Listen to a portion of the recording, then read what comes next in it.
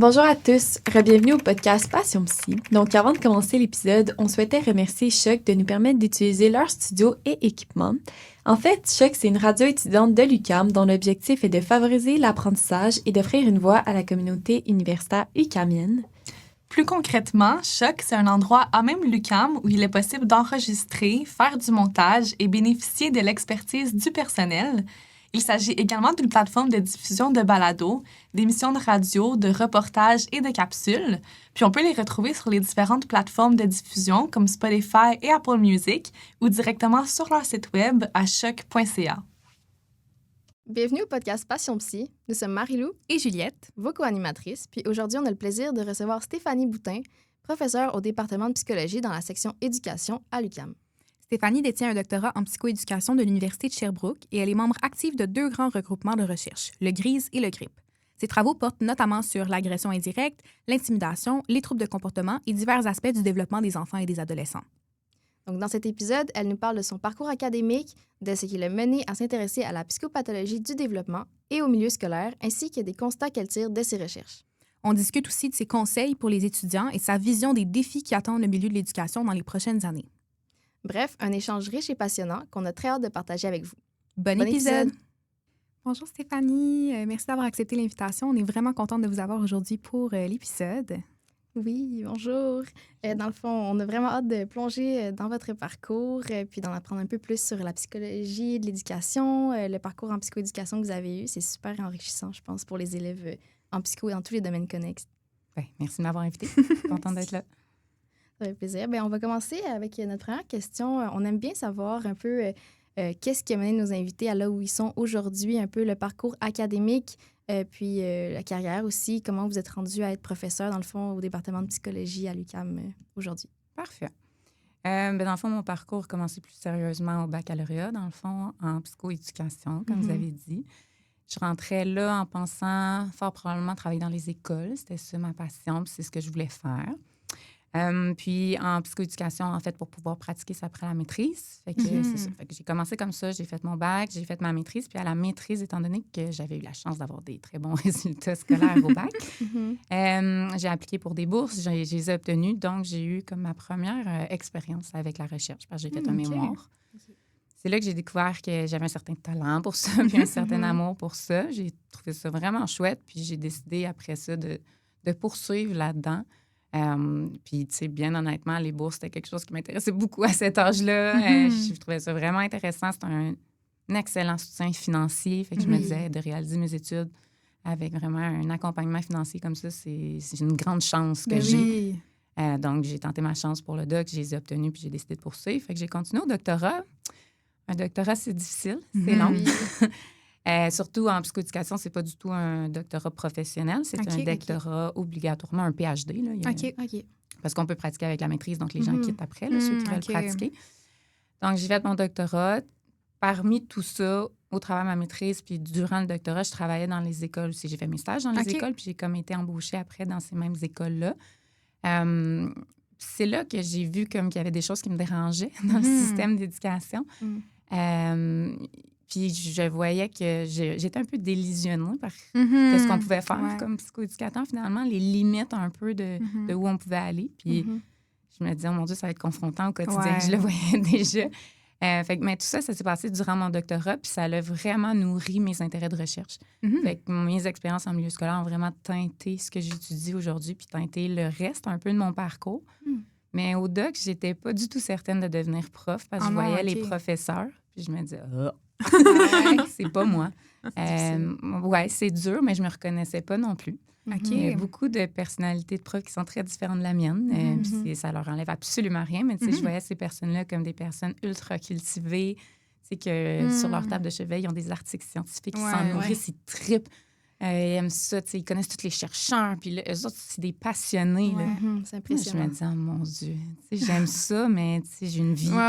Exact. J'aime ça, mes amis, j'aime ça, ma famille. Puis mon objectif de vie, c'était vraiment de devenir une maman. C'était ça mon but. Puis je me disais, c'est incompatible. Je voyais la majorité des profs, leur objectif, c'était d'avoir leur permanence, l'agrégation, avant d'avoir des enfants. Puis là, je me disais, mon Dieu, ça va m'amener à 30 passés. Là.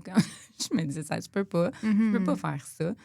Fait que j'ai fait un peu mon doctorat là-dedans. Je vais vous avouer que c'est pas facile parce que t'es toujours en questionnement puis à dire, mais qu'est-ce que je fais là? Pourquoi je m'impose ça? Parce qu'écrire une thèse, c'est vraiment difficile.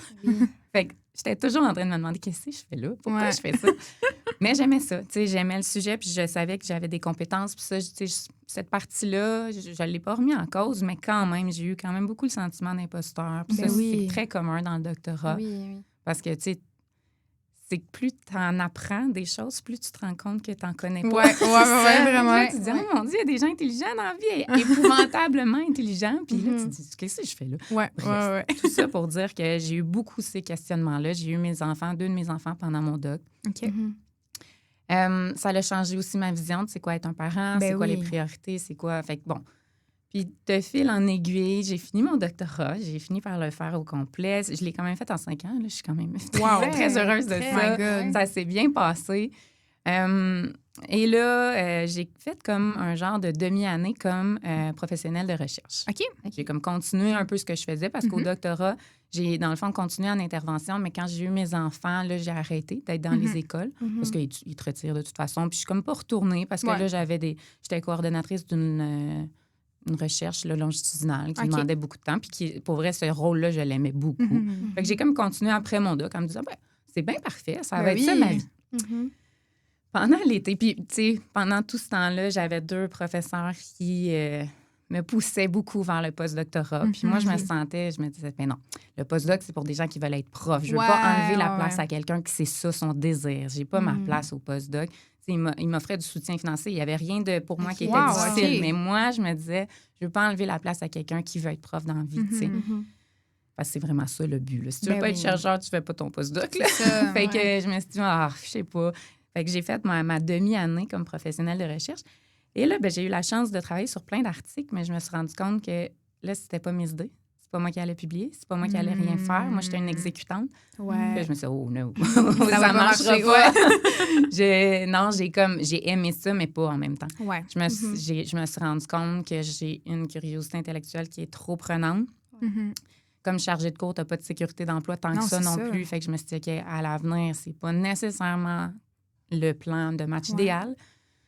Fait que j'ai accepté de faire mon postdoc quand même avec une belle grande chance à McGill. Ça m'a ouvert les yeux sur une nouvelle réalité. Parce que j'avais tout fait mon parcours à l'UDS, qui est à l'Université de Sherbrooke, une super belle université, mais avec un modèle, tu sais, c'est pas mal le même fonctionnement. Quand je suis arrivée à McGill, j'ai réalisé qu'il y a d'autres façons de faire. Puis là, j'ai eu beaucoup de tâches d'encadrement. Fait que là, j'encadrais des juniors, dans le fond, des filles qui commençaient soit leur maîtrise, soit leur doc.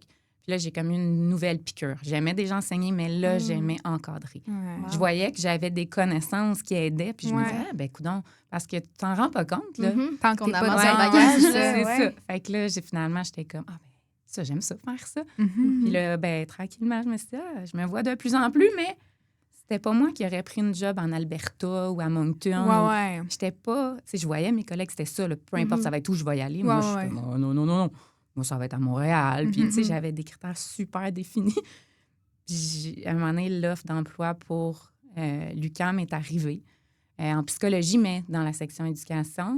J'ai lu santé mentale à l'école. Je me suis dit, coudonc, c'est moi. Ça colle parfaitement. Je me suis dit, j'applique, puis advienne que pour. Ça marche pas. Je reste à McGill. J'étais super heureuse là-dedans. Je trouverai une job de chercheur d'établissement. Puis, pour moi, là, c'était bien correct. Puis finalement, ça a été un match parfait. C'était... Je dis pas ça pour bien paraître, là, mais c'est juste... L'entrevue, ça s'est super bien passé, puis il y a eu un coup de cœur, fait que j'ai été choisie, tu sais. Je suis vraiment bénie parce que mon parcours a été quand même relativement simple. Quand je regarde des collègues qui ont lutté pendant plusieurs années pour être prof, là, je me compte extrêmement chanceuse, là, mais le match a été bon, puis je suis vraiment heureuse depuis que je suis à l'UQAM. C'est vraiment super. C'est beau la gratitude que vous avez, je trouve, parce que c'est quand même, oui, ça a peut-être été facilité de quelque façon, mais c'est quand même énormément de travail se rendre où vous êtes rendu. Là, je veux dire, c'est quand même... C'est pas juste de la chance qui arrive. Mais c'est vrai que c'est vraiment super que vous ayez eu toutes ces opportunités-là pour favoriser, en fait, votre parcours. Là, que ce soit pas toujours des embûches dans le cheminement. J'en ai vécu. Comme dès que tu es en recherche, tu as envie. Il faut que tu apprennes à te faire une carapace. Là. Mais j'ai, somme toute, été assez chanceuse là-dedans. Puis j'ai eu mes 3 enfants avant de rentrer ici. Fait que On dirait que pour moi, c'était une partie de ma vie qui venait de se terminer, puis un nouveau chapitre vraiment qui s'est ouvert ici. Là. Puis là, j'ai vraiment ma vie professionnelle bien ancrée. Mais c'est fou, tu sais, parce que justement, vous disiez que vous aviez entendu des collègues dire qu'ils voulaient devenir prof avant de commencer à avoir des enfants. Puis, tu sais, vous avez pu avoir vos enfants avant de devenir prof. C'est quand même fou comme différence, comme quoi qu'il n'y a pas juste un chemin de tracé qu'on est obligé de suivre. Si on peut faire notre propre plan de vie, puis notre... Puis avoir sa propre couleur, sa propre personnalité. Il y a de la place pour tout le monde. Puis ça, c'est ce que j'aime le plus transmettre quand je parle de mon travail à des gens, parce qu'on se fait une image des chercheurs comme des personnes qui sont déconnectées, qui sont des intellectuels. Mais je ne m'identifie pas du tout comme ça. Déconstruire un peu l'humain qui est derrière la carapace. Exact. J'aime bien humaniser mon travail. Là. Je trouve qu'à l'UQAM, déjà, cette couleur-là, elle est beaucoup plus présente que dans d'autres universités. Oui, c'est vrai. Fait que ça, c'est important, cette valeur-là. Puis je vais toujours continuer à ce qu'elle reste présente. Ben oui. Ouais. Ah, c'est vraiment super. Puis je me demandais, est-ce que dans votre vie, il y avait eu un certain moment... Vous aviez parlé que là, dès le baccalauréat, vous vouliez déjà comme un peu travailler dans des écoles, dans le milieu avec les enfants. Y a-tu, avant de se rendre là, comment est-ce que votre intérêt envers, mettons, la psychologie, la psychoéducation, puis surtout au niveau des enfants, tu sais, des fois, il y en a qui sont intéressés pour faire la psychologie, mais plus au niveau des adultes. Qu'est-ce qui a fait que vous avez eu cet intérêt-là? Ça s'est fait super graduellement. Je suis pas une personne qui a toujours su ce qu'il voulait faire dans la vie, loin de là. Bien honnêtement, quand j'étais au cégep, je m'enlignais pour être physiothérapeute. Ça n'a aucun rapport. Mais je pense que j'aurais aimé la médecine aussi, mais j'étais clairement pas assez bonne à l'école pour ça. Mais bref, je m'en allais vers le soin, plus que la santé mentale, disons. Mais j'avais quand même ce côté-là de soin. Je suis une personne vers qui les gens se confient très facilement depuis toujours. J'aide les amis, puis je voyais bien que mes conseils étaient souvent bénéfiques, que ça fonctionnait. Les gens étaient mieux après m'avoir parlé. Fait que, on dirait que je me suis dit, au fil du temps, c'est quand même un domaine intéressant. Puis c'est en faisant des visites guidées dans les universités. Tu sais, ils ont des programmes là, avec des... Bon, puis là, tu peux parler à des gens. Oui, c'est ça, des kiosques, exact. Puis là, tu peux aller parler aux gens.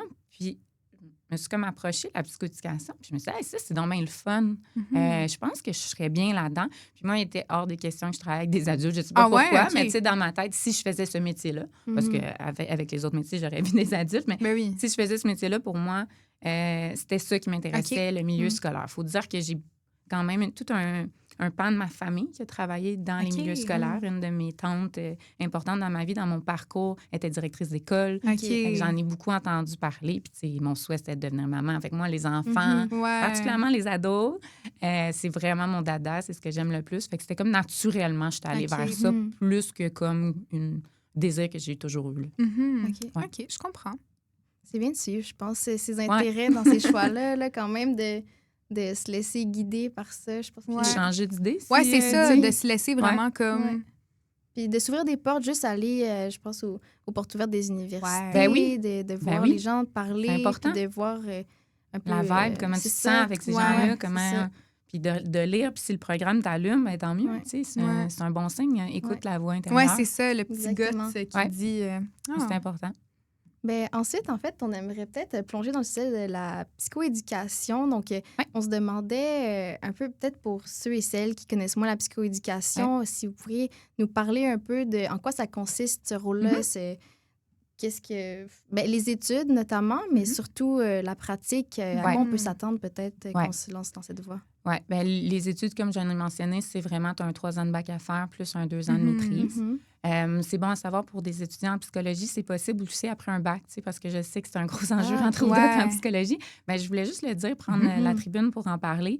Après les années de baccalauréat, il y a un espèce de petit passage en propédeutique qu'on appelle. Puis après ça, on peut faire notre maîtrise en psychoéducation. Fait que c'est une belle voie pour ceux qui auraient peut-être des intérêts. Là, je faisais juste c'est super pertinent, mais sinon, tu sais, outre les études que ça prend, ce que ça fait dans la vie, un psychoéducateur, une psychoéducatrice, c'est une personne, en fait, qui va travailler en réadaptation sur le plan, justement, de l'adaptation de la personne. Fait qu'on parle vraiment de personnes qui ont des difficultés sur le plan de la santé mentale qui vont se manifester principalement par des difficultés de comportement qu'on observe. Fait que le psychoéducateur, la psychoéducatrice, là, la raison d'être de cette profession-là, pourquoi c'est arrivé, c'était vraiment dans un désir de vécu partagé. OK? Fait que ça a pris naissance dans les centres jeunesse de l'époque, si on veut. Puis c'était un peu comme des éducateurs. Ils passaient vraiment leur temps dans les foyers de groupe. Puis on faisait de l'intervention auprès des jeunes, des adultes, peu importe le type de contexte. Là, les contextes sont très, très variables.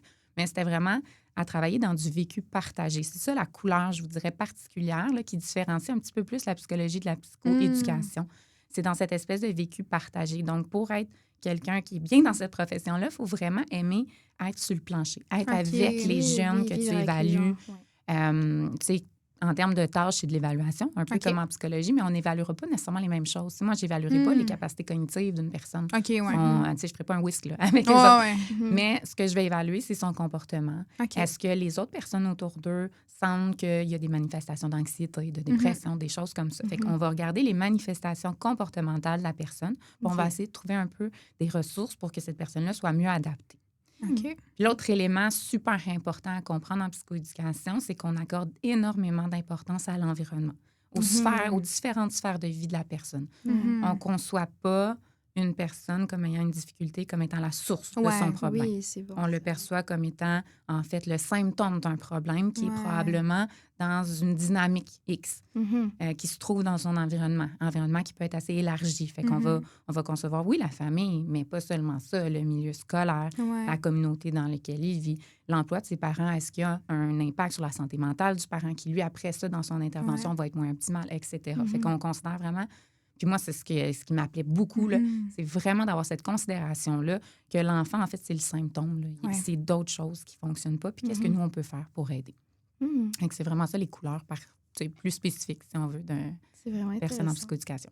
Puis dans le fond, de ce que je comprends, c'est pas nécessairement obligatoirement avec les enfants qu'un psychoéducateur peut travailler. Non. Ça peut être au niveau de plusieurs populations, non seulement des adolescents, mais aussi des adultes, si je comprends bien. Absolument. On peut travailler de la petite enfance, il y en a en CPE ou dans les regroupements de CPE.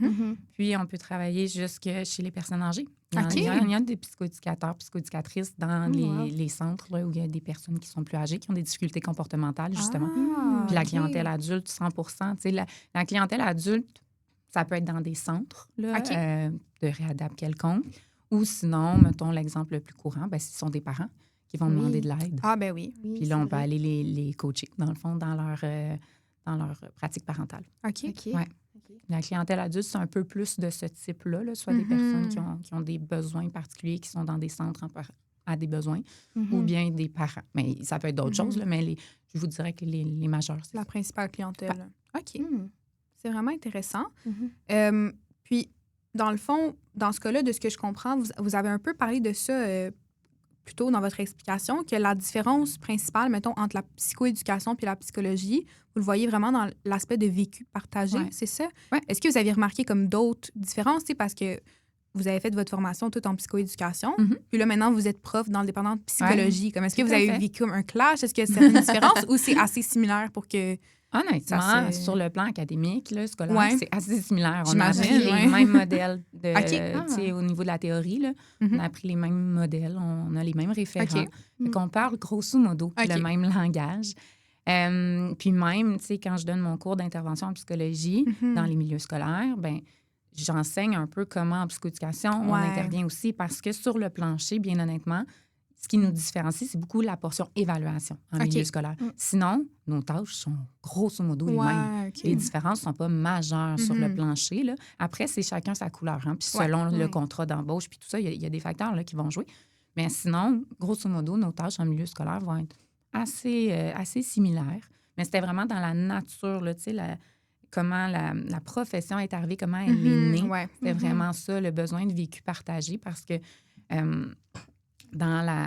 comment la psychologie est arrivée, comment les psychologues sont arrivés, c'était plus un besoin d'évaluation en milieu scolaire. Okay? Parce que là, les milieux scolaires, la scolarisation est devenue obligatoire. Fait que là, tous les élèves étaient là, alors que les élèves, avant qui avaient des difficultés comportementales, ils n'allaient pas à l'école. Quand il y avait la misère à se concentrer, ils allaient travailler. Là, ils devenaient infirmiers ou des choses comme ça. Ou justement, le fait d'être super actif était... quelque chose de très valorisé, qui était le bienvenu. Bien là, on se retrouvait avec cette clientèle-là dans les écoles. On se demandait comment bien les aider. Fait que c'est un peu comme ça que la profession de psychologie est née. Mais ça a campé un peu le départ de la profession dans l'évaluation. C'était vraiment de déterminer qui avait des besoins sur le plan Ouais. psychologique puis qui en avait pas. Fait que ça a resté teinté vraiment longtemps. Puis c'est encore quelque chose avec lequel on doit se battre un petit peu. Je dis on, là, ça m'exclut évidemment, là, mais je trouve que les psychologues, particulièrement les psychologues scolaires, là, ils doivent un peu défendre qu'ils sont capables de faire plein d'autres choses. Fait que ça, c'est quelque chose que je mets beaucoup de l'avant quand je l'enseigne. Là. Mais c'est ça, le point de départ là, du fameux vécu partagé, ben, c'était de se dire, OK, les psychologues, c'est bien, mais ils restent dans leur bureau, font beaucoup d'éval. Ils sont peu dans l'intervention. Oui, ils vont aider la personne. Évidemment, on va faire des thérapies avec la personne, on va travailler ça. Mais c'est pas une personne qui va se déplacer à domicile pour voir l'interaction familiale. Fait que c'était ça, vraiment, l'idée de la psychoéducation, c'est de se dire, OK, mais il y a des choses qui se passent dans le vivant. Là, il faut les observer, il faut être présent dans le milieu pour pouvoir le comprendre. L'observation est super importante. Des choses qui vont outre dans le cabinet. Exact, parce que ça, c'est une version de la chose. Hein? Mais la réalité est souvent beaucoup plus complexe que ça.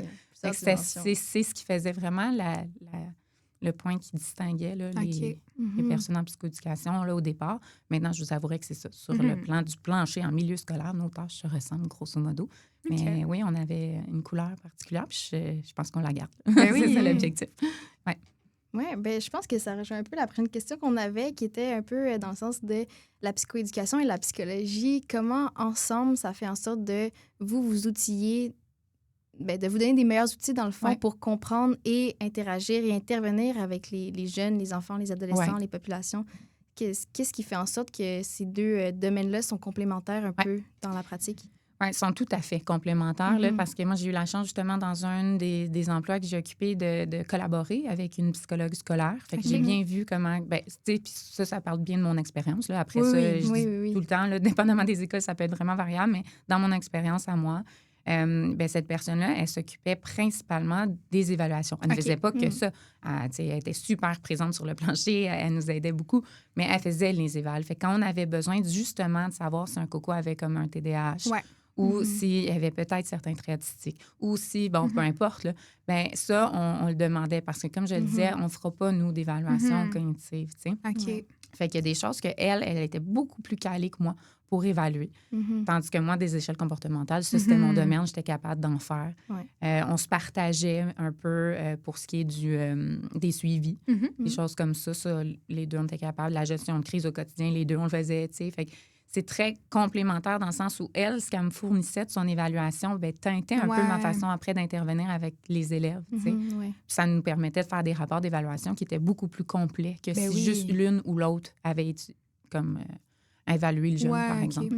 Fait que c'est drôlement complémentaire, puis on peut s'entraider énormément. Puis comme je le dis, on parle souvent le même langage, fait que ça, c'est le fun aussi, de pouvoir s'entraider, puis de se comprendre, puis des fois, développer des plans d'intervention ensemble, en équipe. Fait que moi, je le vois vraiment plus comme une complémentarité plutôt que chacun dans sa niche. C'est Ou vraiment travailler ensemble. Oui, vraiment. Oui, super. C'est vraiment, encore une fois, ça nous amène à parler un peu de un milieu éducatif, mettons, idéal. Comment on pourrait favoriser le bien-être des étudiants, des jeunes, des enfants, autant que des adolescents, tout en développant le côté social un peu de la chose, en développant un peu nos interactions avec eux, puis eux, leur vie à l'école. On sait que c'est quand même très... Il y a beaucoup de choses qui englobent une expérience à l'école là, pour un jeune. Là. Comment on fait pour... Ça peut être des ressources, ça peut être des installations, ça peut être de la façon dont ils sont encadrés. Tu sais, ce serait quoi, mettons, des aspects que si... les subventions puis l'argent, là, on en avait si si ça, là, c'était pas un problème, à quoi ça ressemblerait, selon vous, le milieu idéal? Là? Un milieu idéal, ça demanderait justement qu'il y ait des professionnels dans les écoles, ce qui n'est pas le cas. La réalité de la chose, c'est que quand on a un contrat en milieu scolaire, on fait 3 à 4 écoles avec des centaines d'élèves dans chacun. Donc, c'est quoi le genre de suivi que tu fais avec tes élèves?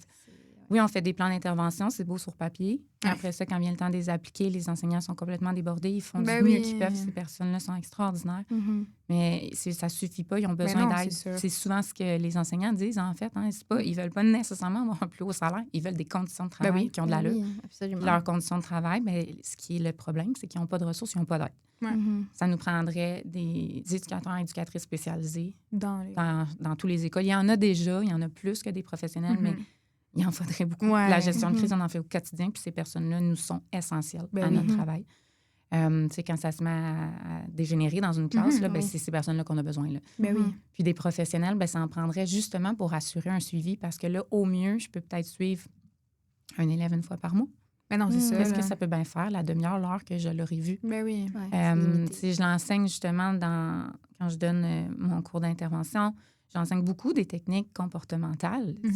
C'est, oui, clairement, un peu un plaster sur le bobo. Ben oui. Parce qu'on ne va pas gratter peut-être le dessous, quoique j'enseigne toute l'analyse fonctionnelle. Fait que oui, on essaie de trouver la fonction. Je ne dis pas que c'est pas une bonne technique. Je dis juste que ça serait faux de prétendre qu'on fait de la thérapie. Là. Non, c'est en milieu scolaire, on ne peut pas. Fait que là, après ça, moi, tout ce que je peux faire, puis souvent, on le sait, dans le milieu familial, c'est difficile. Ça va pas bien. Je peux rien faire. Je peux pas, je vais proposer un suivi à l'externe. Mais là, c'est pas toutes les familles qui ont le revenu d'aller au privé pour avoir des ressources. Fait que là, je leur dis, mettez-vous sur une liste d'attente. Ou ça va prendre des années. Fait que ça, c'est le bout que je trouve difficile. Fait que si à l'école, on pouvait vraiment assurer un suivi avec ces élèves-là, leur offrir là, justement un espace thérapeutique dont ils ont besoin, ça, ce serait vraiment formidable là, d'appliquer pour vrai les plans d'intervention. Je dis pas qu'on fait rien, c'est pas vrai. On le fait du mieux qu'on peut, mais on manque vraiment cruellement de ressources. C'est ce qui m'a amené à dire, OK, mais je ne ferai pas ça de ma vie parce que je vais être constamment en lutte puis fâchée, en fait, après le système. Mais c'est ça que vous disiez un peu plus tôt que, justement, en ayant vécu un peu cette expérience-là, vous avez réalisé que il y avait une limite à ce qu'on peut faire puis que c'est confrontant. C'est très confrontant. On va dans ce métier-là pour changer les choses, pour avoir un impact. Exactement. Il me semble que normalement, c'est pour ça qu'on s'en va dans n'importe quel domaine d'intervention avec l'idée de... c'est ça. Puis de réaliser que finalement, on se frappe à un mur comme ça. C'est tout un... Ah ouais, moi, puis c'était trop pour moi dans le sens où je me disais, je vais tout le temps être révoltée. Je peux pas passer ma vie de même, ça n'a pas de bon sens.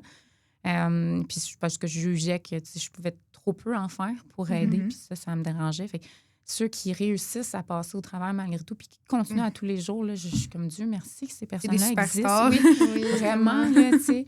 Mais je continue avec ma mission d'être chercheur pour faire des études qui vont aider les milieux scolaires, puis notre façon d'intervenir en milieu scolaire. Je continue de croire en cette mission-là, elle est ultra importante. Puis, ben, je me consacre vraiment à la partie socialisation en milieu scolaire plus. C'est vraiment ça que je mets de l'avant là, dans le cadre de mes études pour essayer, par l'extérieur, d'essayer d'aider quand même. Bien, ça nous mène justement à notre prochaine section. On voulait parler justement de vos intérêts de recherche puis des différents projets que vous faites. Puis justement, on voulait commencer peut-être par parler de votre projet de doctorat. Ah oui? Thèse de doctorat, oui. Mon Dieu, oui, c'est ça. On vous ramène un peu. On va commencer. Où est-ce que ça l'a... Oui, c'est ça. C'est bon. Donc, votre thèse portait sur le développement de l'agression indirecte chez les filles. Ouais. Est-ce que vous pourriez nous donner un peu un aperçu, pour notre auditoire, de en quoi ça consiste, l'agression indirecte? Avec plaisir. C'est mon sujet préféré. Tout d'abord, il faut comprendre que l'agression indirecte, c'est un terme parmi d'autres qui existe pour parler de ces conduites-là. Fait que ça, c'est vraiment important de le comprendre. Aujourd'hui, j'utilise beaucoup le terme agression relationnelle. Je trouve que ça dépeint un peu mieux ce que c'est. Mais c'est que ma thèse avait fait appel à un outil qui utilisait les termes agression indirecte. Fait que j'étais cohérente méthodologiquement, mais c'est... sinon, tu as agression sociale. Il y en a même qui vont dans le psychologique. C'est pas tout à fait la même chose, mais je vais démêler un petit peu ça. Dans le fond, quand on parle de ce type de conduite-là, d'agression sociale, relationnelle, indirecte, c'est des conduites qui visent à faire du mal à quelqu'un sur le plan social. Fait que l'objectif de la personne qui l'utilise, c'est vraiment de nuire à l'autre, à sa réputation, puis à son standing dans le groupe. Faire en sorte qu'elle se sent moins aimée par les autres. Faire en sorte que les autres l'aiment moins, puis moi, me remonter par le fait même. C'est de mettre en lumière des choses qu'on aime moins chez les autres pour se mettre plus en lumière. Ce type de choses-là. Fait qu'on ça va inclure comme raconter une rumeur là, sur quelqu'un, partir une rumeur, raconter ses secrets derrière son dos, dire du mal d'une personne, évidemment, là, passer des petits papiers avec des mauvais commentaires, là, les réseaux sociaux, faire des pages genre de méchanceté sur les gens. Ça, tout ça, ça fait partie de ça parce que l'objectif, c'est ça qu'il faut se rappeler, c'est quand on est dans des conduites dont l'objectif est de nuire à la réputation de quelqu'un, on est là-dedans. Ça rentre dans le concept. Quand je veux nuire à sa réputation, à ses relations sociales, à son standing, je veux qu'elle se sente exclue, isolée, bien, je suis là-dedans. On dit indirect parce que ça, c'est des conduites qui ont lieu derrière le dos, qui permettent toujours à garder l'anonymat. C'est ça la nuance avec indirect versus social ou relationnel. C'est vraiment qu'on inclut exclusivement ce qui se fait derrière le dos. OK.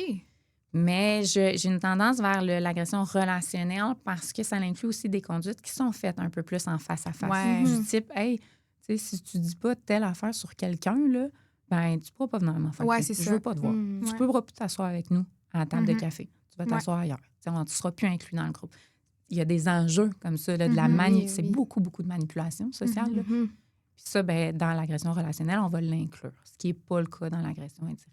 Social ressemble énormément à relationnel, mais social, ils vont aller jusqu'à inclure des mimiques, rouler les yeux, faire des grimaces, des choses comme ça. Ouais. Ben, la nuance, elle est extrêmement fine. On fait, tous ces termes-là, finalement, ils font référence à un phénomène là, qu'on est capable d'observer. Là. Fait que c'est ça. Puis, tu sais, quand les gens utilisent psychologique, ben là, je trouve que ça va un petit peu à part parce que psychologique, ça peut être super vaste sur à quoi tu t'attaques. Oui. OK? C'est pas nécessairement la réputation d'une personne ou sur le plan social. Fait que pour moi, là, il y a une plus grande distinction. OK. Ça englobe plus de choses. Ouais, On c'est dirait ça. que je vois vraiment le lien avec votre travail dans les écoles, exactement des ça. enfants, mais surtout des adolescents. C'est ça. Je trouve que c'est extrêmement pertinent en tant que chercheur de s'intéresser à ce sujet-là. Là, ça doit, il doit y avoir du matériel à étudier. Là.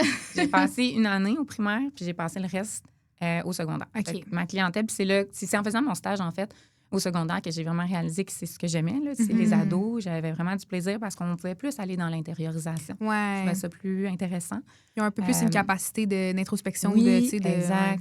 Ils sont capables de réfléchir, d'essayer de se questionner sur pourquoi ils agissent comme ça, de prendre un peu plus de responsabilité. Quoique, bon, ça reste à une certaine limite. Là. Oui, c'est ça. Mais fait que j'avais vraiment beaucoup de plaisir. Mais je me rendais compte, systématiquement, là, des histoires comme ça, j'en avais au quotidien. C'est sûr. Tout le temps. Puis, quand je me disais, bon, qu'est-ce qu'on fait avec ça? Comment on intervient? Ben, c'est là que je me suis rendu compte qu'on était démunis un peu. Oui. On fait face à beaucoup de banalisation. Beaucoup de gens qui nous disent, ben oui, mais on en a vécu, ils vont en vivre, puis ça fait partie de la vie. Puis moi, non. C'est ça. Mais c'est beaucoup ça qu'on entend. Ouais. Ça fait partie de la vie. C'est très, très, très banalisé. Ouais. Puis après ça, ben, quand tu vas aller plus loin puis tu te dis, OK, non, moi, j'adhère pas à la banalisation, je vais essayer d'aller plus loin, bien là, tu te butes à... Il n'y a pas beaucoup de programmes qui l'incluent. On parle énormément d'intimidation, puis c'est pas tout à fait pareil, là. C'est ça. Oui, c'est de l'intimidation, c'est clair pour moi, mais c'est que c'est assez rigide, la façon qu'on définit l'intimidation. Il faut que ça rentre dans des braquettes assez spécifiques. Puis encore là, même si tu te rends jusqu'à dire, OK, c'est de l'intimidation de forme relationnelle, mettons, bien, nos interventions sont limitées. Hein? On s'entend, là, ben là, la victime, tu vas lui offrir du support, puis la personne qui a agressé, ben là, tu vas lui donner une conséquence. Ouais. Moi, là, ça, là, on pourra peut-être en reparler, mais disons que pour moi, c'est extrêmement limitant, puis que ça ne décrit pas du tout, en fait, ce que c'est. L'agression relationnelle, qu'elle soit sous la forme d'intimidation purement ou de gestes agressifs plus quotidiens, là, c'est quelque chose qui s'ancre dans une dynamique sociale. C'est ça.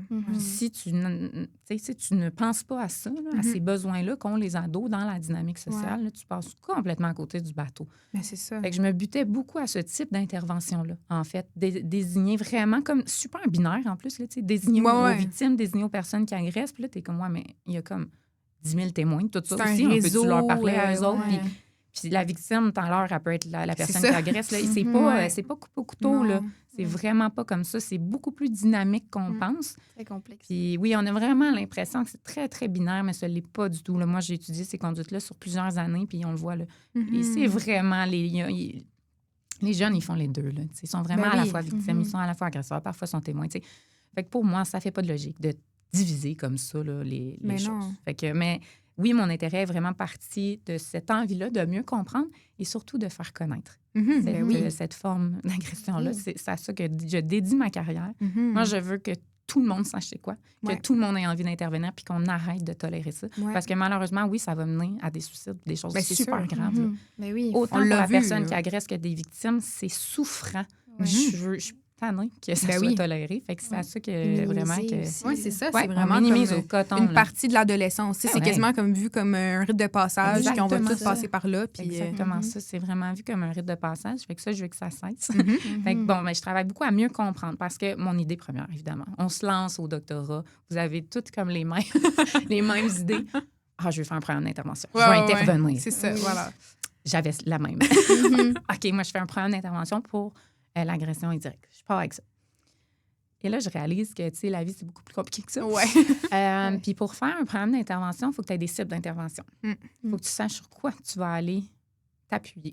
Ouais. Trop souvent, on fait des programmes en pensant que. Ouais. Mais c'est pas de même qu'on fait ça. Ça marche pas. C'est pas une bonne pratique. Tu dépenses énormément de sous, énormément de temps des personnes. Puis là, tu sais même pas si ça marche ton affaire. Avec l'agression relationnelle, tu peux pas te permettre de penser que ça va marcher. Tu peux peut-être empirer la vie des personnes. Il faut faire attention. Là, on joue pas comme ça. Fait que je me suis rendu compte, OK, ben c'est bien, mais je connais pas les bonnes cibles d'intervention. Dans la littérature, les écrits, ce qu'on voyait beaucoup, c'est on faisait comme ce qu'on fait pour l'agression verbale, l'agression physique. OK. Mais c'est pas pareil. Non, L'agression c'est ça. physique et verbale, là, les élèves qui vont faire ça, c'est souvent comme la régulation émotionnelle qui est difficile. Le manque d'empathie avec les personnes. Ils ont de la difficulté à gérer des situations, peuvent être un petit peu plus impulsifs. Fait que là, on a des styles d'intervention assez spécifiques qu'on ne voit pas tout le temps chez nos cas qui font de l'agression relationnelle. Des fois, là, ils excellent là-dedans. Là. Ils ont une excellente intelligence sociale, justement. Ils sont capables de manipuler les gens, de bien se positionner, de l'utiliser efficacement. Ils sont capables d'être des fois pro-sociaux, donc d'être super empathiques, gentils. Puis là, pouf, d'autres fois, ils sont capables switcher, d'être... On le voit là, parce que les adultes ont beaucoup de misère à repérer les personnes qui font de l'agression relationnelle. C'est difficile. Ceux qui sont les mieux placés, c'est vraiment les jeunes dans les écoles. Eux autres, ils vont te le dire. Là, mais sinon, ces dynamiques-là sont vraiment, vraiment cachées la plupart du temps. C'est difficile de le voir, malheureusement. Fait que bon, c'est ça. Fait que ma thèse, je l'ai dédiée un peu finalement, comme je me suis dit, OK, ben là, j'ai pas beaucoup de réponses. On voit que quand on applique les choses des autres formes de conduite agressive, ça marche pas ou peu, ben je vais aller mieux le comprendre. Je vais étudier ce phénomène-là pour vraiment mieux le comprendre. Fait que je suis allée étudier, dans le fond, les jeunes sur une longue période de temps. J'ai fait ce qu'on appelle des trajectoires. En fait, une trajectoire, l'objectif, c'est vraiment de regarder l'évolution, le développement d'un phénomène pour mieux le comprendre dans le temps. Pour voir est-ce que quand tu es jeune, mettons, là, ça commence-tu à devenir de plus en plus fréquent ou ben non, ça suit une ligne, c'est une constante. Puis comment ça se passe? Fait que là, j'ai comme, tu sais, avec d'autres études, on a mis, on connaît maintenant assez que ça c'est en courbe un petit peu. Fait en début d'enfance, c'est relativement peu fréquent et ça l'augmente tout au cours du primaire. Ça va atteindre son apogée début secondaire. Après ça, il y a une pente un peu de stabilité, mais ça décroît tranquillement jusqu'à l'âge adulte. Petit bémol sur la décroissance. Là, je pense que c'est juste nos outils de mesure qui ne captent plus bien le phénomène parce que moi, j'y crois pas du tout pour être intervenu au secondaire et même à l'âge adulte. Ça continue beaucoup. Fait que j'y crois plus ou moins, mais on voit que vraiment, c'est un phénomène qui va en augmentation là, au primaire. Puis tout enseignant et enseignante là, de 5e, 6e année confirmerait mes dires. Là. Ils ont beaucoup plus de situations comme ça à gérer. Là. Fait que c'est ce que ma première étude nous a permis un peu de voir. Comme, oui, on avait quelques études à l'international qui avaient regardé ça, mais là, on l'a regardé au Québec. Puis moi, mon objectif, c'était aussi de voir est-ce qu'il y a des différences. Parce que là, ça, ce que je vous ai décrit, c'est une trajectoire moyenne. C'est comme pour l'ensemble des élèves. Grosso modo, ça se passe comme ça. Mais il y avait des études déjà, surtout américaines, mais à d'autres endroits au monde aussi, qui indiquaient que ben c'est pas si simple. Là. Il y a des différences là-dedans. Fait que j'ai fait ce qu'on appelle des classes, là, donc différents groupes. Ça ne s'appelle pas vraiment des profils, mais juste pour que ce soit plus clair pour les auditeurs, là, disons des profils. Puis, je suis allée voir est-ce qu'il y a des différences entre les élèves. Puis là, ben, ce qu'on a vu, c'est qu'effectivement, il y a des différences. Puis, il y en a qui en utilisent presque pas, puis c'est même pas mal toute leur vie. Ça continue. Ben, leur vie, je suis exagérant, là. Mon étude n'était pas si longue. Durant le parcours que j'ai observé, donc, c'était tout le primaire, début du secondaire. C'est assez stable. Après ça, ben, tu as ceux qui commencent comme moyennement. Puis après ça, ben, une petite portion que ça peut augmenter, une petite portion que ça va diminuer. Puis après ça, ben, tu as une portion qui sont des hauts chroniques. Fait qu'eux, ils commencent plus haut que les autres, puis ils persistent. Fait qu'eux, au lieu que ça se désiste comme une proportion du monde, eux, ça persiste dans le temps. Puis c'est eux, souvent, qui sont les plus à risque de vivre des conséquences graves là, associées à leur conduite. Ouais. Ben, c'est sûr. Fait que ça, c'était pas mal ce que l'étude 1 a permis de regarder. Puis, dans l'étude 2, je me suis intéressée aux conduites à risque associées. OK. Parce que moi, je pars de l'hypothèse que les personnes qui utilisent de l'agression relationnelle indirecte, là, c'est des personnes qui sont souvent super bien insérées dans une hiérarchie sociale. Okay? C'est des personnes qu'on va qualifier de populaires. Il faut bien comprendre, populaire au sens de hiérarchie sociale et pas populaire, genre c'est mon ami préféré, je l'aime. Non, c'est ça. Okay? Parce qu'il y avait une grosse nuance entre les deux. Puis les personnes populaires ne sont pas toujours les plus appréciées. Ils vont être appréciés de leur petit groupe, mais ils peuvent être même détestés ou craints par d'autres personnes. OK? Fait qu'on voit vraiment une grosse association entre les personnes qui font de l'agression relationnelle puis la popularité. Ça va vraiment main dans la main. Puis c'est une façon pour les jeunes d'atteindre ce statut qui est tant désiré. Ce statut-là, là, il est désiré plus que réussir à l'école, plus qu'avoir des amis. C'est surtout au secondaire, c'est triste, mais ça va au-delà d'avoir des amis. Là. C'est comme d'avoir un statut. OK? Fait que ça vient brouiller un peu les cartes, l'arrivée au secondaire. C'est vraiment ce qu'ils vont souhaiter, puis même probablement un peu avant aussi. Là. C'est ce qu'ils veulent, c'est ce qui prime pour eux autres. Puis, on sait que dans les groupes de jeunes populaires, ils ont souvent beaucoup plus d'opportunités. C'est-à-dire qu'ils font plus de fêtes non supervisées. Parfois, ils ont des contacts avec des plus vieux aussi. Hein? Ouais.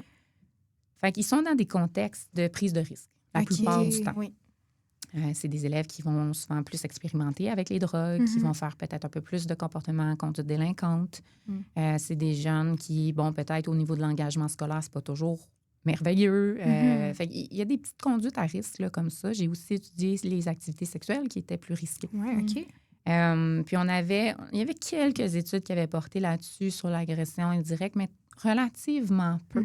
Fait que je me suis intéressée un peu au lien entre les deux pour venir démontrer qu'effectivement, comme on s'y attendait, ben il y a un lien entre avoir utilisé de l'agression indirecte, puis après ça, à l'adolescence, être une personne qui a des comportements plus à risque. Il faudrait idéalement qu'on teste notre théorie en ayant la popularité dans le milieu de tout ça pour voir si c'est vraiment le médiateur, tu sais, ce qui vient expliquer cette relation, mais c'est vraiment mon hypothèse. C'est quand même déjà une très belle association à avoir, là, mettons. Un énorme travail qui, je pense, est dans une dynamique extrêmement complexe et nuancée. Absolument. C'est vraiment du important démêlage de Wow! Ouais. Ça doit être difficile, justement, parce que j'imagine un peu les jeunes au secondaire qui sont dans la dynamique eux-mêmes, comme vous disiez un peu tantôt. C'est sûr qu'eux sont au courant de toutes les petites choses qui se disent, qui se passent. En plus, avec les réseaux sociaux, je pense qu'il y a toute une facette qui est presque inatteignable là, aux yeux de la recherche. Ben, quoi, tu t'imprimes, hein, ce qu'ils vivent. Des fois, ils t'arrivent avec un print le matin. Un screenshot, Oui, ils t'arrivent avec ça. Oui, fait qu'on peut y avoir un peu accès, tu sais, mais on n'a pas accès à tout. Vraiment pas. C'est sûr, non, vraiment pas. Et ça m'amène peut-être une question, je sais pas si je suis un peu trop loin, là, mais l'intelligence artificielle, je trouve qu'il y a peut-être des risques qui pourraient potentiellement être associés à ça, qui sont quand même assez notables, considérables, exactement. Est-ce que ça, il y a de la prévention par rapport à ça? Est-ce que c'est possible d'en faire à la vitesse où ça avance? Oui, c'est ça. C'est que ça avance très vite. Puis c'est parce que les personnes les mieux placées pour faire de l'intervention, c'est des adultes qui, eux, peut-être, n'ont jamais vraiment manipulé ça. Pour la comprendre, il faut que ça manipule. Déjà que c'est complexe gérer les réseaux sociaux. Ben oui. Là, on ajoute une couche de complexité, là, vraiment. Fait que oui, des dérives, là, il va clairement en avoir. Il va falloir, comme adulte, être le plus outillé possible de se maintenir au courant, de tester ces choses-là, puis d'avoir des alliés dans les milieux scolaires. Aller voir les jeunes, leur demander comment ça se passe, puis leur demander, eux autres, ils ont-tu des pistes de solutions? C'est vraiment important de travailler en collaboration, puis pas penser que nous, on a les solutions. C'est eux les maîtres du jeu, là. Ils en ont des solutions, c'est juste qu'il faut les écouter, il faut être avec eux autres. S'adapter un peu à la réalité. Oui, toujours s'adapter à la réalité. Il ne faut pas penser que ce que j'ai étudié il y a 13 ans, c'est encore pertinent aujourd'hui. On le sait pas. C'est ça. Il faut vraiment toujours être en recherche de, complètement de ce qui se passe. Là. Parce que, tu sais, c'est quand même... je sais pas, j'ai l'impression, tu sais, je veux dire, moi... Tu sais, nous deux, on est à l'université, puis je sens déjà un déconnect, mettons, avec mon petit frère qui est au secondaire. Je sens déjà des choses que, mettons, il montre des vidéos sur les réseaux sociaux, des choses comme ça, que moi, je comprends plus. J'ai plus les mêmes référents. Il m'explique des dynamiques de classe, puis je suis comme, OK, moi, c'était pas de même quand j'étais au secondaire. Tu sais, je me dis, ça avance tellement rapidement. L'écart grandit un peu très rapidement. C'est comme si ça nous... On est quasiment obligé d'avoir justement un peu, comme vous dites, des gens dans le milieu scolaire, des élèves qui viennent nous aider avec ça. Parce que, tu sais, même justement, l'intelligence artificielle puis tous les nouveaux aspects technologiques, c'est quelque chose qui n'arrête pas d'évoluer. Tu sais, là, on voit, mettons, vous parlez un peu comme des rumeurs ou de partir des affaires comme ça, des affaires des vidéos là, qui peuvent être à caractère... Tu peux plus croire ce que tu vois. Ça, les images vont être manipulées, les vidéos sont manipulées. Il faut vraiment être vigilant. Fait que, tout ce qui est éducation là, à la vigilance, ça va être extrêmement important de se questionner avant de tout croire, tout ce que tu vois. Mais oui, c'est extrêmement inquiétant. Puis peut-être, qu'est-ce que les parents... Là, il y a les intervenants qui peuvent faire leur part, mais les parents, un peu pour outiller leurs jeunes à travers ça, puis laisser place aussi à à connecter avec le jeune et pas juste croire un peu ce qu'il peut se dire ou ce qui peut se rendre à leurs oreilles puis ce qui peut les rendre inquiets. Ce serait quoi un conseil peut-être pour les étudier là-dedans? Ouais. Le meilleur conseil que j'ai à donner, c'est de passer du temps avec ton ado, de le questionner sans le remettre en question, sans essayer de dire je comprends pas, ton intérêt, c'est bien calme. Non, non, essaye de le comprendre. Essaye de voir qu'est-ce qui l'attire là-dedans, qui suit tel compte, même si toi, tu trouves ça complètement aberrant. Qu'est-ce qui t'intéresse là-dedans? Puis d'essayer de questionner, de nourrir. Ah oui, tu as vu ça, tu crois ça, pourquoi tu y crois? Ou d'être vraiment présent, d'ouvrir des portes, des canaux de discussion, qu'ils sachent qu'on ne jugera pas, qu'on est là pour écouter. Parce que c'est sûr que s'il sent une fermeture, il va aller ailleurs. Là. Il va aller chercher ses conseils ailleurs. Ses questionnements, justement, il va utiliser les technologies pour mieux y répondre. Ça se passe comme ça pour ses relations aussi. S'il vient un conflit, c'est extrêmement difficile, un conflit avec d'autres élèves, avec des pères, des amis. C'est difficile. Fait que tu veux qu'ils sentent que tu es là puis que tu jugeras pas. Parce que c'est sûr que quand tu es victime, je dis ça, puis c'est même pas vrai, parce que les victimes, ce qu'ils vont nous dire souvent, c'est « je voulais pas demander à mes parents parce que je voulais pas qu'ils s'inquiètent pour moi. Puis je voulais dire que je suis capable de m'organiser tout seul. » Fait que c'est même pas vrai que les victimes vont aller chercher, mais imaginez, en plus, c'était la personne qui l'a fait. T'es honteux, tu te dis « voyons ». Même si dans ta tête, c'était justifié, parce que des fois, ils se sentent justifiés. Elle a fait telle chose, j'ai réagi, nanana. Il est dynamique. Comme je disais, c'est super complexe. Mais ils vont pas aller chercher l'aide de l'adulte parce qu'ils vont avoir peur du jugement. Fait que mon meilleur conseil, c'est de justement éviter toute forme de jugement, d'être dans l'écoute, dans le partage, essayer d'être présent, de mettre des balises aussi. Par rapport, si on y va par la technologie, c'est de mettre des balises. Je crois pas du tout à interdire les choses, soit dit en passant. Pour moi, c'est pas la piste de solution parce que les écrans vont faire partie de leur vie. C'est mieux d'apprendre à réguler l'utilisation en étant un exemple soi-même. Que je vois qui est très difficile. Puis là, je m'inclus, je suis vraiment pas à part des autres. Là. C'est difficile. C'est attrayant, c'est divertissant, ça fait plaisir. On l'a sur nous tout le temps aussi. Si on en a besoin, on fait des appels, ça qui est toujours dans notre poche. On peut faire tout ce qu'on a besoin là-dessus. Fait que ça devient... Fait que c'est d'être un exemple soi-même, de mettre des balises. Exemple, au souper, il n'y a pas personne qui a son cellulaire, on se parle, tu sais, puis sans mettre un carcan lourd puis compliqué, puis parle-moi de ta journée. C'est pas ça, là. Non, il faut que ça soit naturel, là, tu sais. Mais de mettre des balises par rapport au temps d'écran, fermer le Wi-Fi la nuit. Ça ne tente pas là, que ton jeune aille sur ça la nuit. Même si tu as mis son cell caché, tu penses qu'il ne serait pas capable d'aller chercher. Ferme le Wi-Fi, change le mot de passe, peu importe. OK? Ça met des petits bâtons. Je ne dis pas que c'est parfait puis qu'ils ne sont peut-être pas capables de ne pas contourner le problème, mais si c'est plus compliqué, déjà, on a fait un peu notre boulot. Mais je n'irais pas conseiller un parent d'interdire. Pour moi, non, ça, c'est pas la voie. Par contre, les réseaux sociaux le plus tard possible. Pas l'utilisation de l'écran de façon générale parce que je pense que ça peut être utilisé pour des choses assez positives. Tu sais, mes enfants ont toute l'application Messenger Kid. C'est comme ils peuvent se discuter entre eux. Puis c'est moi qui gère les personnes. Tu sais, j'autorise. Là, ça peut pas être n'importe qui. Je trouve ça le fun. Ça. Ils peuvent avoir contact avec des amis qui habitent plus loin. Puis garder... Ça, pour moi, tu sais, je vois pas nécessairement le mal là-dedans. Quoique, tu sais, je discute avec eux, avec qui ils parlent un peu. Bon.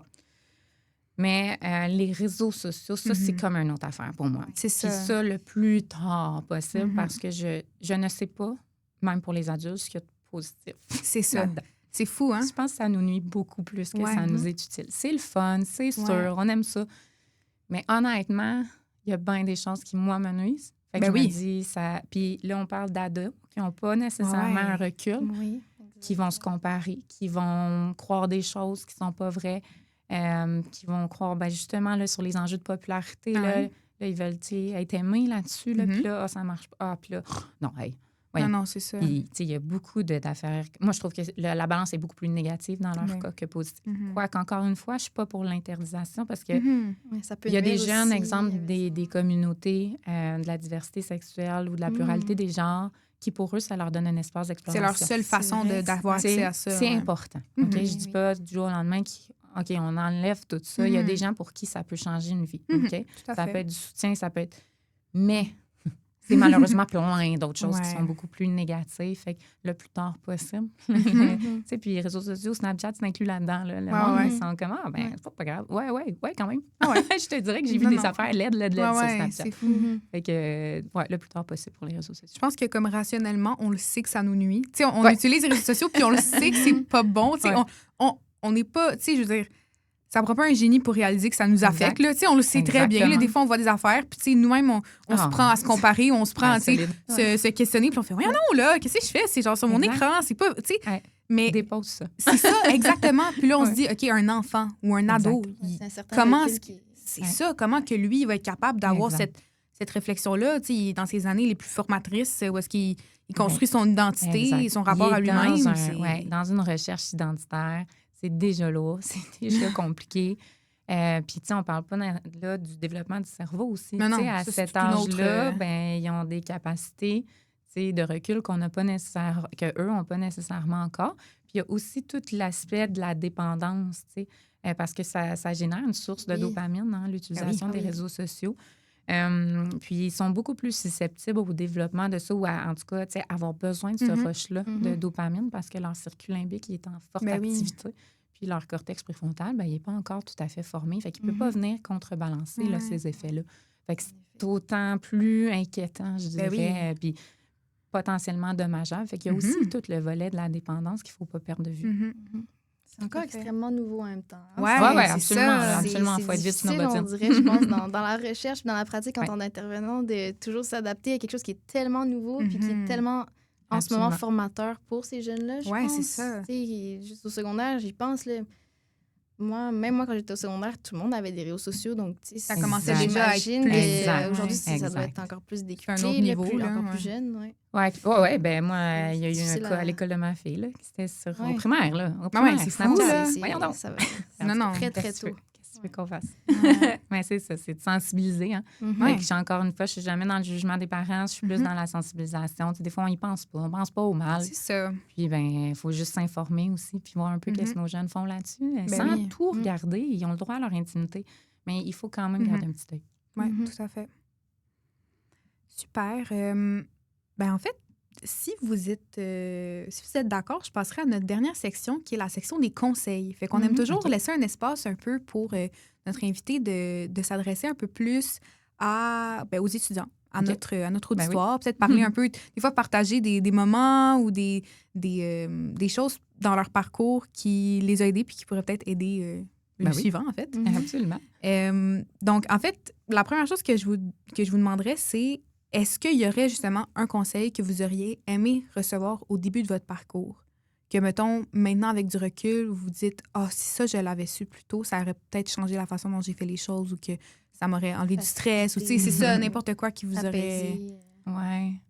C'est une question qui est quand même assez difficile parce que ça peut être plein de choses. Puis, tu sais, enlever du stress, j'aimerais vraiment ça avoir une baguette magique pour le faire. Mais je suis consciente que le bac, ça va venir avec du stress. Tu sais, je peux rien faire. Je ne vais pas ouvrir 100 places au doc. Ça ne serait pas la solution, de toute façon. Mais non, c'est ça. Honnêtement, ça ne serait même pas ça la solution. Fait que, tu sais, cet enjeu-là, j'ai pas de conseil pour l'enlever. Mais mon conseil, puis c'est ce que je donne beaucoup à mes étudiantes quand ils rentrent dans mon labo. Je dis étudiantes parce qu'en ce moment, j'ai juste des filles, mais les personnes qui sont dans mon équipe là, de recherche, là, c'est toujours de garder un équilibre. Oui, tu as tes études, oui, c'est la priorité, ça va, il n'y a pas de problème, mais tu ne seras pas une meilleure personne si tu fais que ça. Elle va te nuire à long terme. C'est ça. OK? Puis moi, quand je choisis des personnes au doc, là, le CV a de l'importance, oui, là, mais c'est la personne. Travaille sur ta personnalité, travaille à mieux te connaître. Parce que je vais te poser des questions sur qui tu es. Moi, j'aime prendre des gens dans mon équipe qui se connaissent, qui savent ça va être quoi leur défi, qui savent c'est quoi leur force, qui sont capables de parler de ça, qui sont capables de me dire qu'ils sont activistes pour telle affaire. Moi, j'aime ça du monde qui met leur culotte puis qui s'affirme. Puis ça, vous êtes tellement jeune quand vous rentrez au doc que c'est pas tout le monde qui est allé là parce que tout le monde se concentre à avoir des A+. Oui, c'est important. Je dis pas que c'est pas important, je serais vraiment menteuse parce que je les regarde vous relever. Mais le plus important pour moi, c'est de prendre ce moment-là, quitte à prendre une année si tu as besoin, pour te découvrir, pour apprendre à te connaître. Puis relax, fais d'autres choses. Parce que c'est pas en faisant que tes études que tu vas te connaître. Fait que sors un peu, fais des choses, vois des amis, explore, vois ta famille. Aie un système de soutien. Parce que ça, là, quand tu vas avancer après, soit dans ton travail ou dans ton doctorat, c'est des choses qui sont vraiment essentielles. Fait que laisse pas tomber tes amis parce que tu te dédies à tes études, tu vas en avoir besoin plus tard. Là, tu vas vouloir être accompagné là-dedans. Fait que ça serait peut-être ça un peu le conseil que je donnerais, de garder un équilibre de vie qui est sain puis de ne pas avoir peur d'être soi-même, puis qu'il n'y a pas un CV parfait. Mhm. Je suis pas j'ai pas des coches à cocher, là, Ouais. tu sais.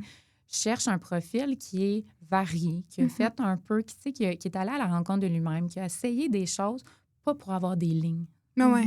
Ça, là, il y a, en tout cas, personnellement, il n'y a rien qui me gosse plus que quelqu'un qui a comme fait ses devoirs pour faire ses devoirs. C'était pas dans un objectif d'apprentissage, Ouais. de rentrer en contact, de comprendre, de chercher ses intérêts. Ouais. Tu sais. Puis c'est un peu ça quand on arrive, quand vous faites, tu sais, vous voulez rentrer au doc, mettons, là, vous nous écrivez des courriels. Là. Tu sais, là, quand on reçoit un courriel générique, un copier-coller d'un prof à l'autre, là, je comprends, je juge pas encore une fois. Je comprends tellement la réalité. Là, c'est pas dans une optique de juger.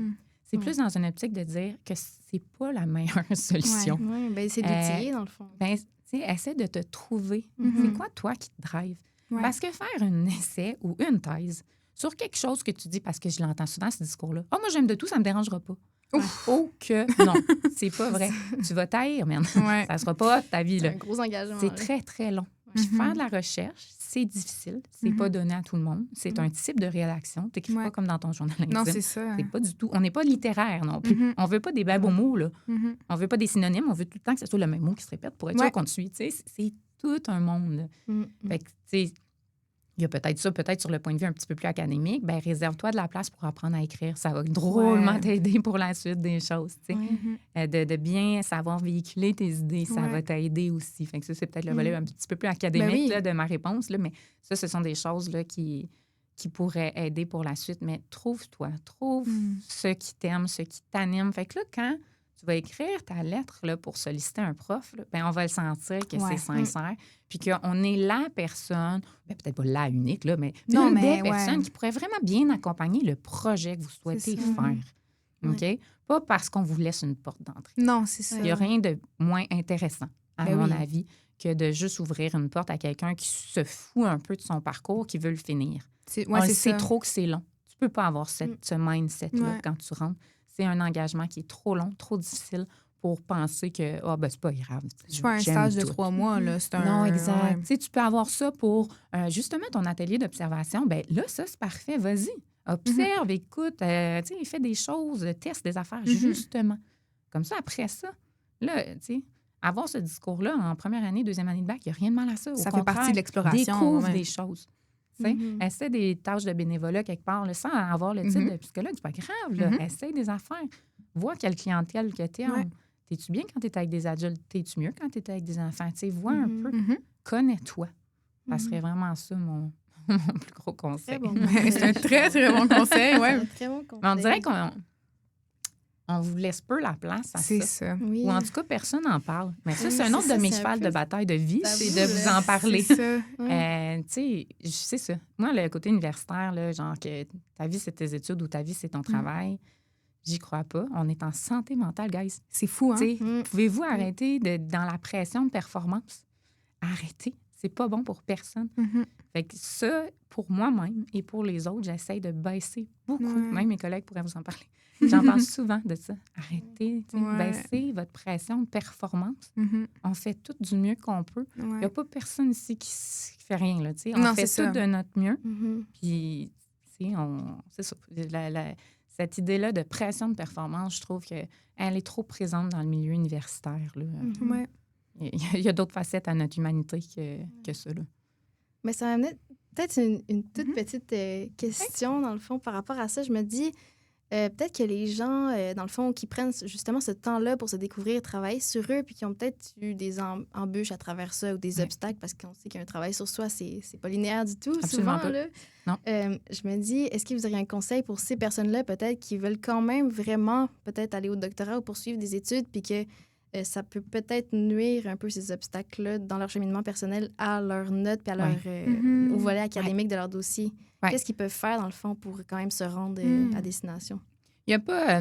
honnêtement, j'ai jamais entendu un de mes collègues être contre un parcours qui n'est pas linéaire. OK. Au contraire. Ouais. On le voit comme une richesse la plupart du temps. Fait que quelqu'un qui a fait un petit peu l'étude là, un petit peu là, on s'en fout. C'est pas grave, ça ne nous change absolument rien dans notre vie.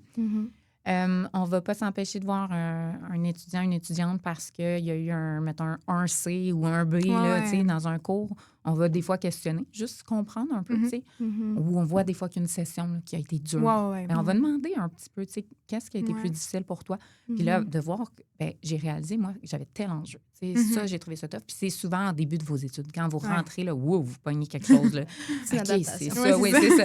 Fait que, tu sais, on va questionner. Oui, ça, on va le faire. Mais après ça, qu'est-ce que ça l'a donné? Puis comment tu t'en es sorti, puis grandi, puis tout ça. Ben, tu sais, ça peut qu'être bénéfique. Là. Moi, j'ai des personnes que j'accueille dans l'atelier d'observation qui sont hautement motivées à poursuivre leurs études. Mais si je vois qu'ils sont sincères puis qu'ils mettent les efforts nécessaires, là, je ne veux pas les éliminer comme candidature potentielle. Je ne mentirais pas de dire qu'il faut un certain talent académique. Là. Ça, on ne peut pas passer à côté parce que malheureusement, c'est pas pour moi tant que pour vous autres. Vous ne passerez pas au travers un doc si vous n'avez pas une certaine facilité. Vous n'avez pas besoin d'avoir des plus dans tout. Mais ça prend, là, c'est triste, mais c'est ça la réalité. Ça prend une certaine aisance académique pour aimer son doctorat et être capable de passer au travers. Parce que c'est un programme qui est hautement académique puis intellectuel puis du travail. Donc, ça passe par là. On veut former des candidats qui, après ça, là, sur le plancher, vont être capables de guider des interventions. C'est pas rien d'avoir cette responsabilité-là. Je suis en train d'aider des personnes qui sont extrêmement vulnérables. On ne ferait pas notre travail de prendre tout le monde au baccalauréat puis de dire, c'est toi 3 de moyenne. Ben je comprends, là, mon petit poulet, viens-t'en. Ben je comprends, mais attendons un petit peu, là, parce que ça ne peut pas être bénéfique tout le temps. Probablement qu'il n'aimera pas du tout son parcours. Elle n'aimera pas son parcours. Puis peut-être que je vais y avoir fait perdre son temps parce que là, ça ne marchera pas au CSP, ça ne marchera pas dans les internats. Ou bien, il n'y aura pas les notes, cette personne-là n'aura pas les notes. Fait que c'est pas plus gagnant de faire perdre du temps aux gens. C'est ça, parce que le doctorat, veut pas, c'est quand même une continuation. Donc, tu sais... Avec un petit step, c'est ça, c'est difficile. Vu qu'il n'y a pas de maîtrise entre les deux, je trouve ça tough pour vous autres. C'est, oui, la destination pour certains, puis c'est de se rendre là, mais après ça, c'est tout un cheminement après ça qui l'attend. C'est pas la dernière étape, le doctorat. C'est il y en a qui ont cette sensation-là. C'est fou. Je suis rentrée hier. Ouais. Le petit stress embarque. Mais je pense que c'est des super bons conseils, puis ça va parler à...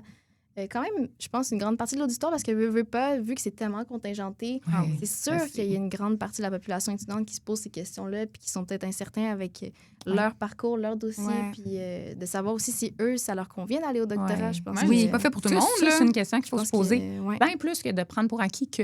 Oui, c'est ça. C'est pas un deuxième bac. C'est pas prendre toute la même game. Vraiment pas, là. Puis honnêtement, vous n'avez pas de maîtrise. Vous n'avez pas la petite demi-marche. Vous avez la marche complète à faire. Je le vois, je l'observe. C'est vraiment beaucoup plus difficile en termes d'adaptation. C'est énormément en termes de charge de travail. Fait que, tu sais, faut pouvoir le faire. Puis ça ne sera pas tout le monde. Puis justement, si pendant le parcours, ben, vous réalisez que c'est peut-être pas pour vous parce que tu ne fasses pas de thèse, tu fais un essai quand même. C'est gros, là. Fait qu'il faut quand même que tu aimes ça puis que tu aies le goût de le faire. Puis si c'est pas pour toi, c'est pas pour toi. Puis c'est pas grave. Il y a plein d'autres choses qu'on peut faire avec un bac en psycho. Il faut juste être ouvert un peu puis d'aller faire des petites recherches. Il y a plein de choses qu'on peut faire. Marie-France Morin, elle avait organisé l'année passée, justement, une petite formation là-dessus où il y a 2 personnes là, qui étaient venues discuter des possibilités, en fait, avec un bac. Puis il y avait bien plus de choses qu'on pensait, bien honnêtement. Là. Fait que ça vaut la peine de... Faut pas croire que votre vie arrête parce que vous ne rentrez pas au doc. Au contraire, c'est votre cheminement, puis ça va être autre chose pour vous autres. Puis ça ne fera pas de vous des moins bonnes personnes. Puis vous allez peut-être continuer d'être dans les soins puis dans l'intervention auprès des gens. Il y a 10 000 métiers d'intervention au Québec. C'est hallucinant, là. Fait que vous allez trouver votre voie quand même, là. Puis c'est pas tout le monde qui rentre au doc, mais c'est pas faut pas... Moi, ça serait peut-être ça à retenir. C'est pas un échec de ne pas rentrer au doc. Loin de là. Wow. Ben, merci beaucoup pour ces beaux conseils. Là. C'est vraiment... Oui, c'est... Absolument, je pense que c'est des conseils qui vont peut-être être confrontants pour certains, mais qui sont nécessaires à entendre en même temps. Que je pense que ça va plus aider qu'autre chose. Oui, c'est ça, mais je pense que c'est important, je pense, des fois, d'aller comme... de dire les choses puis d'être réaliste. Oui, réaliste. Ouais. Être réaliste, oui, avec c'est ça. le programme, puis avec les demandes, puis avec nous, ce qu'on peut donner, puis ce qu'on s'attend à recevoir. Puis le pourquoi qu'on est si sélectif, de le comprendre. Oui, c'est ça. C'est pas juste arbitraire. Ben, on cherche à ouvrir plus, nanana, c'est de leur faute. C'est pas aussi simple. Non, c'est pas ça. Là. C'est de voir le but, puis la clientèle que tu vas aller desservir, puis ton rôle dans les milieux. C'est vers toi qu'on va se retourner quand on ne saura pas comment traiter un problème. Si toi, tu n'es pas capable d'aller voir dans la littérature scientifique, puis comprendre un écrit, puis de traduire ça à tes collègues, ça va pas, là. Ça va vraiment pas. Tu peux pas prétendre que tu connais quelque chose. Tu sais, ça nous prend des gens qu'on forme à être très, très critiques. Puis avoir le réflexe de dire, écoute, j'ai pas la réponse à ta question immédiatement. Au lieu de te dire n'importe quoi, je vais aller valider. OK? Je vais aller regarder. D'avoir ce réflexe-là. Tu sais, d'avoir un peu d'être capable de dire, ben écoute, je le sais pas. L'humilité de connaître ses limites. Pas tout le monde qui a ça. C'est fou, hein? Mais ça fait partie de ce qu'on essaie de mettre en place au doctorat. La rigueur, l'humilité, l'esprit critique, c'est des choses parce que c'est des qualités essentielles pour les personnes qui vont avoir ce travail-là après avec une clientèle extrêmement vulnérable. Ben, merci beaucoup pour ça. C'est vraiment des super conseils. Puis j'ai vraiment hâte que notre auditoire puisse en bénéficier. Oui, vraiment. Ça va être tellement pertinent. Tant mieux. Dans le fond, ça clôt un peu les questions de l'épisode. On va passer peut-être au segment du jeu ceci ou cela, qui est un jeu un peu plus spontané, simple, plus pour apprendre à vous connaître en dehors de toute la vie académique. C'est bon. Ça va être des petits énoncés rapides. Donc, on peut commencer par la première question. Jeu de société ou jeu vidéo? Ah, société. Ouais. Ah ouais. Je suis tellement poche aux jeux vidéo. Je comprends jamais ce qu'est le piton pesé. À part Mario Kart. Ah oui, ça, quand même. Ça va, là, tu suis pas très compliqué. Le deuxième énoncé, ce serait vacances style aventure ou plus détente? Oh boy, j'aime les deux, ça dépend. Mais je suis un peu plus vers l'aventure, je dirais, mais je suis loin d'être la hikeuse, là, puis J'aime un peu les deux, mais je m'ennuie après quelques jours de détente. La découverte. Faut que ça bouge un petit peu. Ouais. J'aime ça, je suis curieuse, je suis une personne curieuse, fait que j'aime ça à la découverte, mais je suis pas... Moi, je ne grimpe pas des montagnes et des enfants de même. J'ai l'aventure, oui, mais il ne faut pas me percevoir comme une grande aventurière. Là. Un équilibre. Oui, c'est ça. Moi, là, ça, c'est un mot-clé. Là. Quand j'enseigne, vous allez l'entendre. L'équilibre. Mon mot-clé. Ben, justement, on avait entendu quelqu'un qui nous avait dit que quand on a des enfants, ça n'existe pas vraiment les vacances détente, que même si c'est des vacances détente, ça devient des vacances aventure. Oh non! Ça, c'est vrai, mon Dieu. Non, c'est la première fois que tu vas en vacances avec un enfant que tu fais comme... Oh, c'est fini. Les vacances, c'est pareil. Non, c'est pas plus pareil. C'est un autre monde. Non, ça n'existe plus. Fait que pour les vacances détente, ça te prend une gardienne. Ouais, c'est ça. Là. Moi, les vacances détente, c'est quand je vais dans des congrès. Ah, et voilà. Chacun sa détente. Oui, c'est ça. Je travaille, mais je veux dire, mes enfants sont pas là. Fait que c'est comme c'est détente. Ouais, c'est ça. OK, super. Ensuite, film ou série? Oh! Elles sont tough, hein, les questions? Ouais, série. Ah ouais, okay. moi, j'étais un peu genre... J'ai de la misère à arrêter, là. Ouais. Ben, bon, j'ai quand même un esprit rationnel. Là, mais ça t'équilibre quand même. J'aime ça. J'aime ça écouter des bonnes séries. Là, puis il y en a qui sont bonnes des fois, puis je suis vraiment enthousiaste. Ça m'accroche. Ça m'accroche, puis je suis comme, ouais. Super. Ensuite, on a lève-tôt ou couche-tard? Écoute, je suis couche-tard, je l'ai toujours été. Je suis une personne qui a un niveau d'énergie assez élevé. Fait que des fois, c'est ça, je me dis, OK, il faudrait peut-être aller se coucher. Les gens sont fatigués, on s'en va. Mais moi, je sais ça, j'ai beaucoup d'énergie. Mais je suis malheureusement lève-tôt aussi. OK. Parce que j'ai des enfants. Fait que ils se lèvent, fait qu'il faut que je sois une mère. Fait que puis le fait que on est dans une routine de travail. Souvent, je vais me lever un petit peu avant les enfants pour être capable d'éclairer certains courriels, des petites choses comme ça, ou de faire une tâche de rédaction, parce que là, j'ai vraiment un calme complet. Il n'y a pas de courriel qui rentre. C'est génial.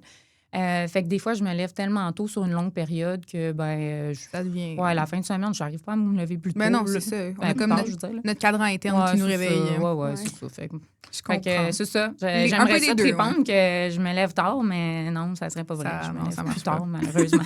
J'aimerais ça, des fois, mais... Ensuite, ville ou campagne? Campagne. Ouais? OK. Oui. Parfait. J'aime bien ça venir travailler en ville. On dirait que j'associais ça comme la réussite. Je sais pas pourquoi, là, ça n'a aucun rapport. Mais tu sais, sur le plan... C'est la high life. Académique, là, j'étais comme... c'est ça. Tu rentres en ville, là, avec ton petit travail. Puis ta mallette, là, bon. C'était ma vision. Mais c'est vraiment pour travailler. Parce que moi, mon milieu de vie, ça serait jamais en ville. Moi, j'habite quand même très loin d'ici, justement, parce que je préfère nettement être en campagne. Ah ouais, puis j'ai besoin de travailler à domicile comme quelques jours semaine pour être saine. Ouais, l'énergie de la ville, c'est pas pour moi. Ouais, au quotidien, du moins. Là. Oui. Ouais. Super. Ensuite, on a lire des romans ou bien des articles scientifiques. Oh, facile, des romans. Ben oui, j'ai le droit de le dire. Je lis des articles scientifiques parce que c'est mon travail. Oui. J'aime ça en lire dans le sens où je vais aller chercher l'information que j'ai besoin dans l'article. Tu sais, je sais où aller chercher. Je suis beaucoup plus efficace que je l'étais avant. Je vais en lire. Mais moi, clairement que c'est pas ça que je vais comme avoir sur ma table de chevet. Oui. J'aime les romans policiers. OK. Pas des romans savons, ça m'énerve. Non, des romans policiers, je veux savoir c'est qui là, à la fin. Là. OK, parfait. Bon à savoir. Ensuite, est-ce que vous préférez vivre dans le moment présent ou anticiper l'avenir? Non, tout le temps dans le moment présent. Ah ouais? Ah ouais, okay. ça, c'est un bon conseil de tout à l'heure que j'aurais pu dire. Ouais, arrête d'être dans le futur. Ça, c'est un conseil pas juste pour les étudiants, c'est un conseil pour les parents, c'est un conseil pour tout le monde. Les élèves, les étudiants. Mais eux autres, c'est ultra important. C'est une génération qui baigne dans l'anxiété et dans l'angoisse parce qu'ils sont dans l'appréhension constante. OK? Tu n'as aucun contrôle sur ton futur. Même si tu y pensais 92 heures là, par semaine, là, ça ne change pas à rien. OK? Tu n'as aucun contrôle là-dessus. Arrête de penser à ça. Je suis tellement dans le moment présent que je pense que je gosse du monde parce que j'ai de la misère à prendre des engagements futurs. Ça me gosse. Je suis comme, je suis-tu, moi, qu'est-ce que je vais faire à telle place? Vraiment de la misère. Fait que là, tu sais, dans les demandes de subvention, il faut que tu te projettes 3 ans, 4 ans. Là, je sais pas, moi. J'aime pas ça, je suis pas bien là-dedans. Je suis vraiment, ça a ses revers, là, mais je suis vraiment un jour à la fois. Le moment présent est extrêmement important. Je suis une personne qui fait beaucoup de yoga aussi, puis ça, c'est quelque chose qu'on ramène énormément, là. De prendre des respirations, de te ancrer dans ton moment présent. C'est quelque chose qui est sur l'anxiété, c'est la clé, en fait. Okay? D'arrêter d'anticiper puis d'être dans le futur. Fait que, hyper important, moment présent. Puis c'est ça a peut-être des enjeux pour justement ma carrière de prof parce que je suis un peu moins dans je vais faire ça parce que là, stratégiquement, tu sais. Parce que quand tu es dans le moment présent, tu n'es pas si stratégique. Oui, je fais ça. Ouais, c'est vrai. OK, c'est pas l'idéal, mais moi, pour ma paix d'esprit, pour ma façon de vivre ma vie, c'est vraiment important pour moi d'être dans le moment présent. Tu sais jamais ce qui t'attend le lendemain. Non, c'est ça. Fait que malheureusement, ça a pris un événement imprévisible pour que je le comprenne. Mais tu peux pas prédire. Fait qu'arrête ça. Ça sert à rien. Ouais, c'est ça. Apprécie donc ce que tu as là. C'est ça le plus important. Super. Puis la dernière question, c'est est-ce que vous préférez musique ou podcast? Écoute, j'aime beaucoup la musique. J'en écoute énormément. Fait que je passe beaucoup ma vie sur la musique. L'affaire qu'il y a avec les podcasts, c'est que moi, je suis pas capable de me concentrer sur 2 choses. Là. OK? Fait que si j'écoute un podcast, il faut que je l'écoute. Je peux pas rien faire d'autre. Moi, j'entends du monde. Ah, moi, j'allais faire ça, puis j'écoutais. Hein? Ah non, moi, j'écoute là, quand j'ai une écoute active. Là. Fait que je trouve que des fois, de dégager dans mon horaire du temps, je trouve ça plus compliqué. Tandis que la musique, je l'écoute non-stop. Ça, c'est facile pour moi. Mais, mettons, je vais aimer ça dans l'auto, des fois. J'apprends rarement. Je prends beaucoup plus les transports en commun, mais je vais aimer ça dans l'auto, des fois. C'est justement, ça m'accompagne vu que j'habite loin. Ça me fait faire la route. Ça, je vais aimer ça. Puis j'aime beaucoup les podcasts à saveur scientifique. Fait que tout le temps, quand il y a un petit twist scientifique, là, moi, ça, c'est mes podcasts bref. Là. Oh, super. Super.